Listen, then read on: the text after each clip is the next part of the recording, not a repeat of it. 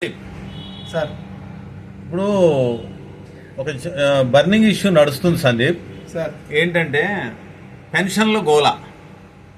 ఇప్పుడు ఇండియాలో 28 రాష్ట్రాలు 8 యూనియన్ టెరిటరీస్ ఉన్నాయి. ఓకే, అందరూ పెన్షన్లు ఇస్తున్నారు, అన్ని స్టేట్స్ పెన్షన్లు ఇస్తున్నాయి. ఓకే, అంతా కూడా స్మూత్ గా నడుస్తుంది. మరి ఒక్క ఆంధ్రప్రదేశ్లోనే ఎందుకు ఇంత గొడవ నడుస్తుంది?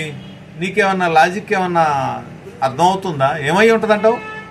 ఈ వాలంటరీ వ్యవస్థ చేయబట్టి ఇంటింటికి పెన్షన్ల దాని గురించి ఇదంతా అంటే వాళ్ళు లేకపోతే ఇవ్వడానికి లేదా? అన్ని రాష్ట్రాల్లో చాలా సజావుగా నడుస్తుంది.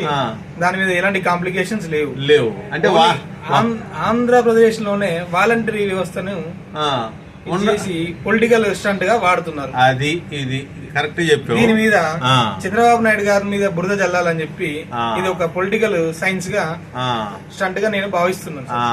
కరెక్ట్ చెప్పావు సందీప్, నేను కూడా అదే అనుకుంటానా. ఇప్పుడు ఏ స్టేట్ లో కూడా ఇంత దరిద్రం లేదు. ఈ వాలంటరీ వ్యవస్థ ఉంటేనే ప్రభుత్వం నడుస్తుంది అనేది వీళ్ళు క్రియేట్ చేస్తున్నారు. ఎందుకు? ఇది ఎలక్షన్ల టైంలో ఇది ఒక స్టంట్ గా వాడుకోవడానికి, ఇది బెనిఫిట్ పొందడానికి.